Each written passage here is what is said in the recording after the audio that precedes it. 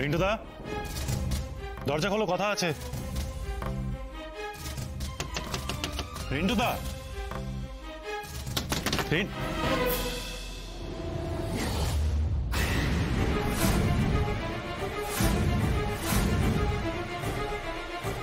রিন্টুদা কোথায় গেল? রিন্টুদা তো এত আর্লি রাইজার নয়, তাহলে গেলটা কোথায়? বারান্দায়?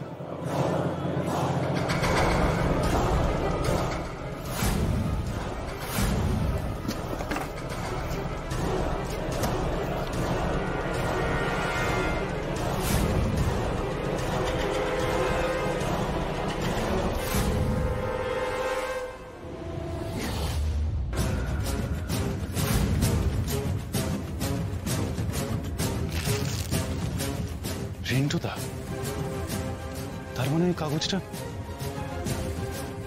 সে তো নেই এখানে। কিন্তু আমি একা চিনলে তো হবে না, আরেকজনকেও তো চিনতে হবে। সে তো খালি ঢেই ঢেই করে মাথায় নিয়ে নাচছে, যত সব।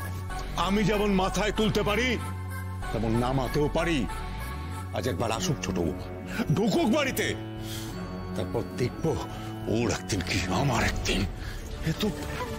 এত বড় সাহস ওর হয় কি করে? বাড়ির বউ হয়ে বাড়ির কাউকে কিছু না জানিয়ে বাড়ি থেকে বেরিয়ে গেল, তাও পরপর দুদিন। আচ্ছা মা, তোমরা তো সবাই কালকে এই সেম টপিক নিয়ে ঝামেলা করেছিলে তো, সবাই করেছো, কিন্তু সে বেচারি তো নিজের মায়ের কাজ করতে গিয়েছিল নাকি? তোর কোনটা আমার কোট করে একটা ভুলে দেবো। সবসময় না সেম সাইড রোল করবি না, বুঝতে পেরেছিস? যা গিয়ে বস ওখানে যা। আচ্ছা বুঝলাম, কালকে না হয় উনি বাপের বাড়ি গিয়েছিলেন। কালকে কেন গিয়েছিল বলতো? যে প্রকাশ দেখে ফেলেছে না, কি করবে, টুক করে ঢুকে গেছে বাপের বাড়ি। কিন্তু আজকে কোথায় গেল? না ওই কালকে যার সাথে দেখা করতে গেছিল, মানে তার সাথে দেখা হয়নি, বুঝলি? আজকে আবার দেখা করতে গেছে।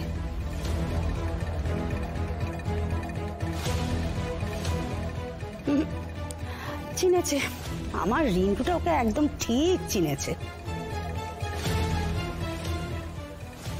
ও মাসিমণি, তুমি আমাকে না নিয়ে চলে গেলে কেন গো? তুমি একা একা পারবে কি মনকে খুঁজে নিয়ে আসতে?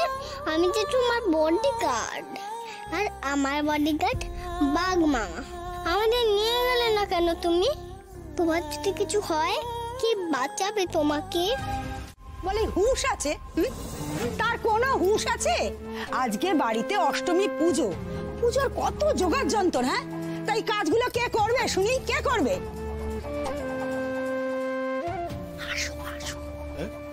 আরে একটু আসুন, এখানে বসো। আরে নেই, নতুন জেঠাও ঘরে নেই। দাঁড়া, একটা ফোন করি। চলো চল। মা, এভাবে কথাগুলো বলা কি ঠিক হচ্ছে আপনার? একবার চেয়ে দেখুন তো, পুজোর কোন আয়োজনটা বাকি আছে? কিছু বাকি নেই মা, কারণ কাল রাত 1টা-2টো পর্যন্ত বসে ছোট আজকে সন্ধি পুজোর সব ব্যবস্থা করে ফেলেছে। তারপরেও তবে আর কি বড় বৌমা, তার একটা মূর্তি স্থাপন করি আমি। আর তুমি যদি বলো না, আরেকটা কাজও করতে পারি, ওই মা দুর্গার পাশে ওর একটা মূর্তি গড়িয়ে রোজ পুজো করব। কি বলো ভট্টাকজি? সিমেন্ট বালির মূর্তি করবে? সিমেন্ট বালি আমাদের নিজেদের দোকান, তুমিও নিজেদের লোক, তোমাকে আমি ডিসকাউন্ট করে দেবো মা।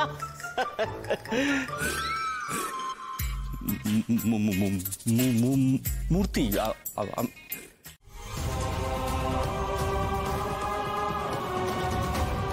হে মা দুর্গা, তুমি কিছু একটা করো গো। ওরা যে বাজে কথা বলছে মাসিমণিকে নিয়ে। বুঝেছি যে তোমার রাগ হয়েছে, তাই বলে মুখটাকে একেবারে নর্দমা করে দেবে? আমার মুখ নর্দমা, আর ওর মুখ বুঝি ফুলে ভরা?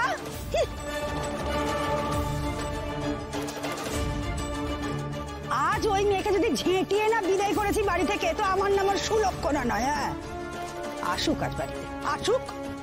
আসবে না, আর যেই আসুক মা দুর্গা আসবে না। দয়া করে আপনারা একটু থামুন না। আপনাদের বাড়িতেই তো পুজো হচ্ছে, এটা তো কোনো ছেলে খেলা হচ্ছে না। মহা অষ্টমী পুজোতে মন না দিয়ে আপনারা পেছনে বকেই যাচ্ছেন। আরে আমার মন্ত্র তো গুলিয়ে যাচ্ছে। কেন মন্ত্র গুলিয়ে যাবে কেন? বাড়ি থেকে মুখস্থ করে আসেননি, তার মানে পরীক্ষায় ফেল? তাহলে টুকলি করুন, যেরকম বই দেখে অনেকে মন্ত্র পাঠ করে সেটা করুন। অজুক ক্যাচালের বাড়ি তো, আরে কোদল করতে হয় ভেতরে গিয়ে করুন না, পুজোটা তো শান্তি মতো করতে দিন। এইখানে করব কোদল, এইখানে করব, এটা আমাদের বাড়ি তো, আপনি ওই দিক ফিরে পুজো করুন, বুঝতে পেরেছেন? আমরা কথা বলবো না, মন্ত্র নাকি গুলিয়ে যাবে। এমনিতে যে ঠিক মন্ত্র বলছেন তার গ্যারান্টি কি বোঝাই? ঠাকুরমশাই ঠাকুরমশাই মাফ করবেন, ওর কথা আপনি দয়া করে ধরবেন না। আপনি আপনি আপনি পুজোটা করে যান, পুজোটা করে যান। বাজে কথা বন্ধ। ঠাকুরমশাই যদি এই মুহূর্তে পুজোটাকে অর্ধেক করে রেখে বেরিয়ে যান বাড়ি থেকে, তাহলে বাকি পুজোটাকে তুমি করবে। দায়িত্বের ভয় দেখিও না, আজ অব্দি কোনো দায়িত্ব না এই বাচ্চুর কাঁধ থেকে। আর একটা কথা বললে তোমার জিভ আমি ছিঁড়ে দেবো। কাকে কোথায় কি বলতে হয় সে খেয়াল নেই। যাও ওকে নিয়ে বসে চুপ করে যাও।